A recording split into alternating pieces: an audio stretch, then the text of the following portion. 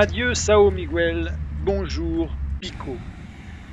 Nous louons un bombardier Q400 nouvelle génération et en moins d'une heure, nous nous posons sur l'aéroport de Pico, à 8 km de Madalena, une des 3 grosses communes de l'île.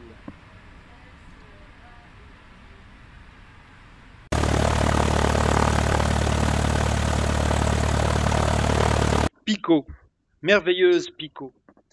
La seconde plus grande île des Açores est surtout connue par le somptueux volcan qui la domine, de ses 2351 mètres, et qui en fait le point culminant du Portugal, mais aussi de la dorsale médio-atlantique.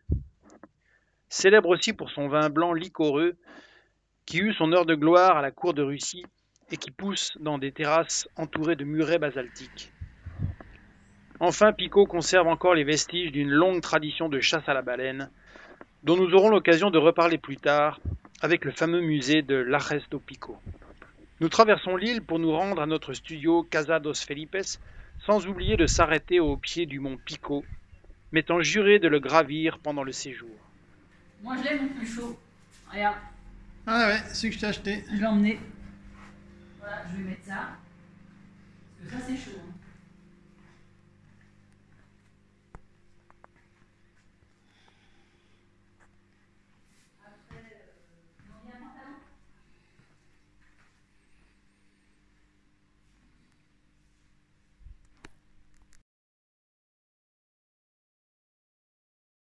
Toi, t'as le camion de lait.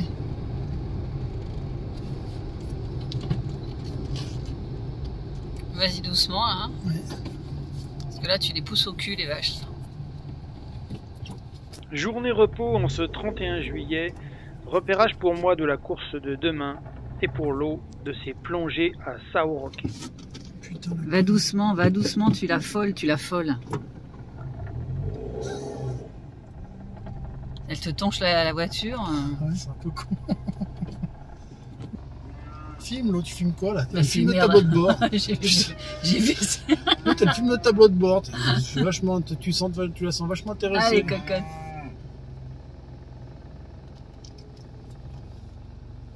Allez, ma grosse.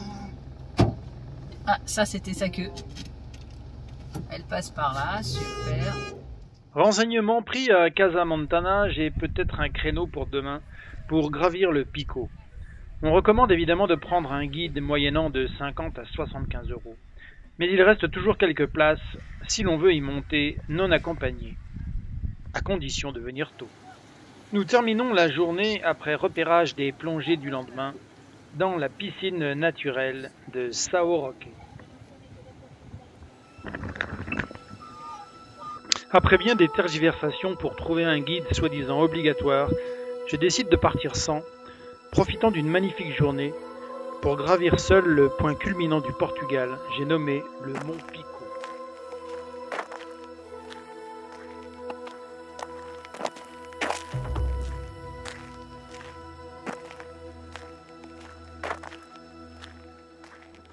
« 6h30 du matin, je m'élance dans la brume matinale sur les pentes escarpées au chemin tapissé de basalte de ce magnifique volcan culminant à 2351 mètres d'altitude.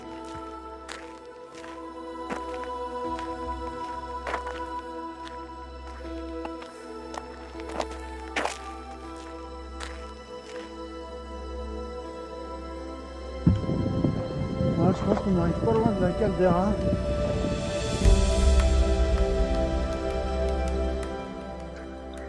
J'atteins bientôt la magnifique caldeira au milieu de laquelle se dresse le cône final du Petit Pico.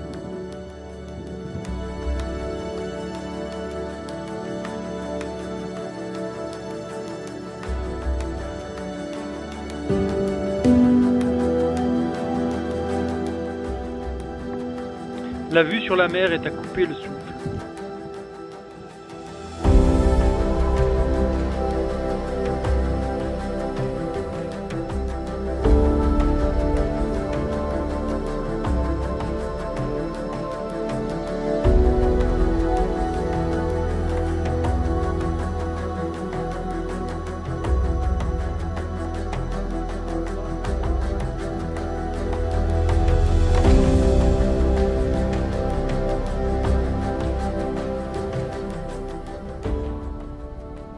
finale se fait au milieu des fumerolles au relent de soufre.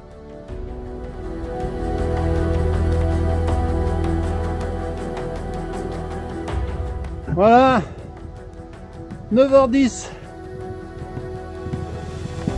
On peut pas être plus haut. C'est magnifique.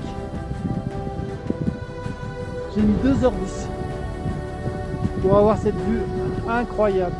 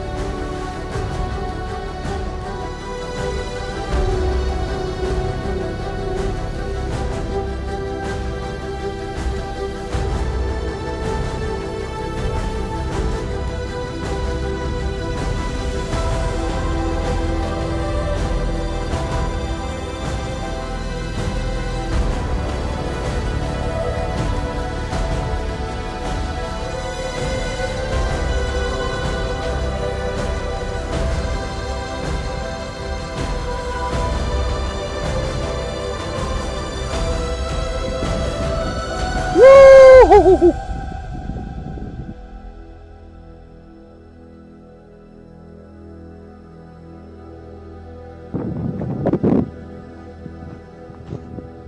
Pico clean. It's top. Menace. Hein? Play first. First of August, beginning on the best way. Ah ouais? It's a nice day today. Yeah. Ah ouais? Allez, bye. Il me reste le plus dur. Des 1121 mètres de dénivelé gravis en 2h10. Je vais mettre autant pour les redescendre. La réputation de cette descente n'est pas usurpée. Ça là, la coulée a cassé. C'est sorti.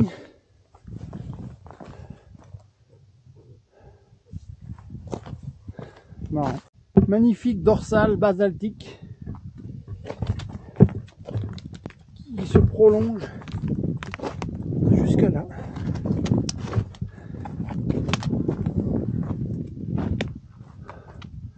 Elle est belle, hein?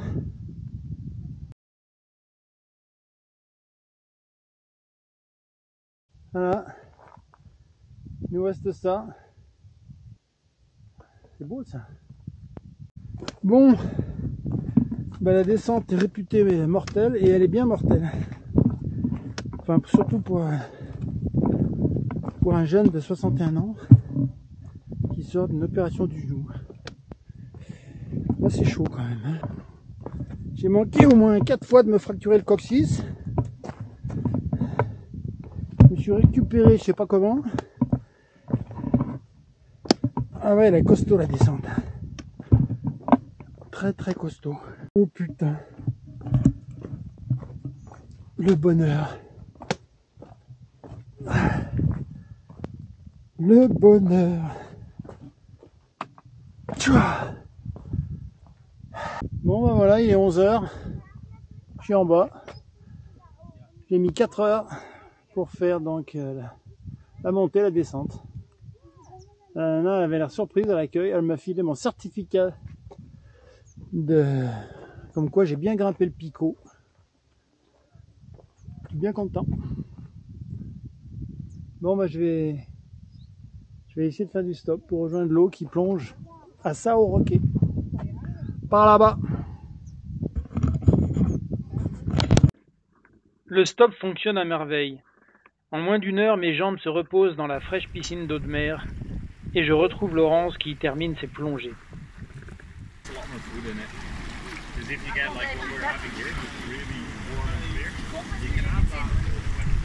Alors, ça valait le coup? Ouais, ouais.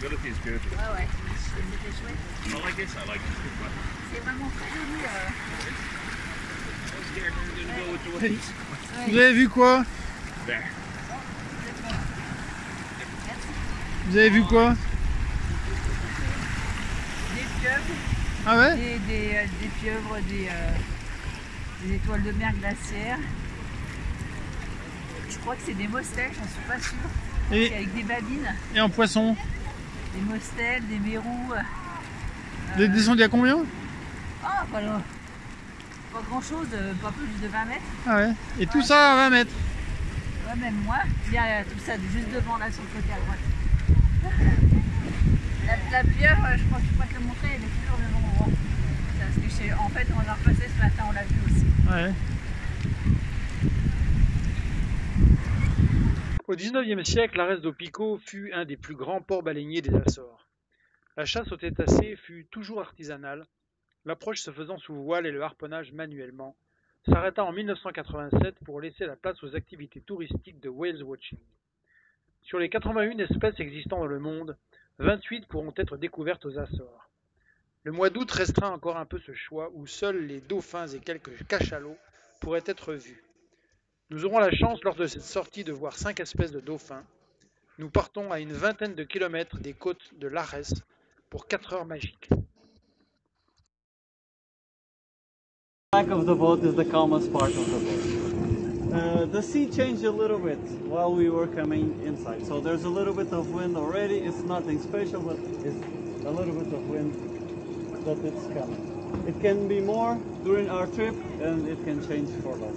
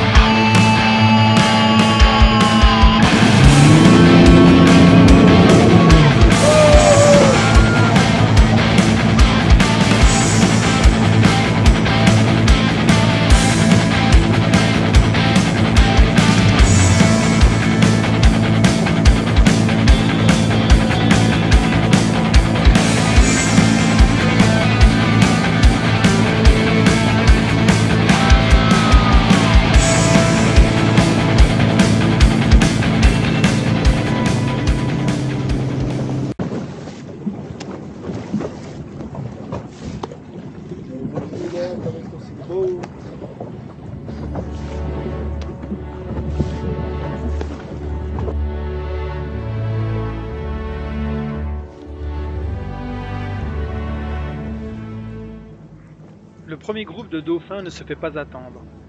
Des bottlenose dolphins, dauphins au nez en forme de bouteille, encerclent à présent le bateau.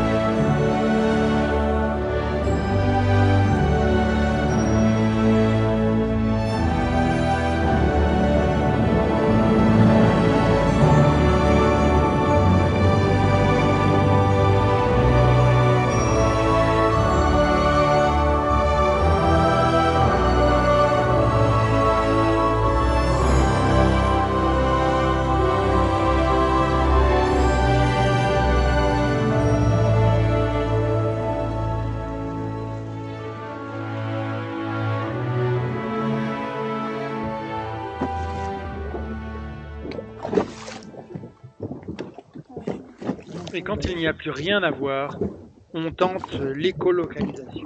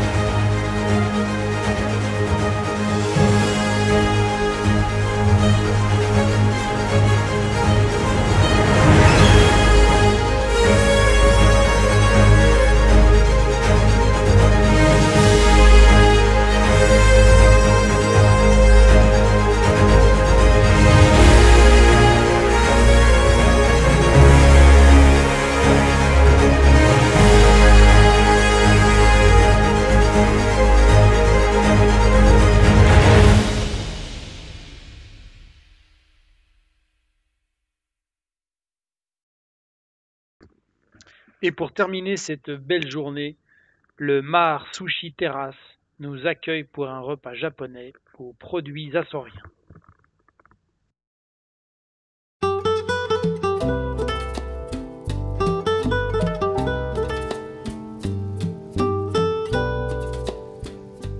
Le séjour à Pico se termine. Nous roulons vers Madalena pour prendre le ferry pour Fayal et sa capitale Horta. Mais avant, nous faisons une halte dans le célèbre vignoble de Pico, entouré de ses murets de pierre de lave noire, qui délivrent un vin blanc de caractère, mais dont la production parfois très limitée fait monter le prix des bouteilles jusqu'à 200 €.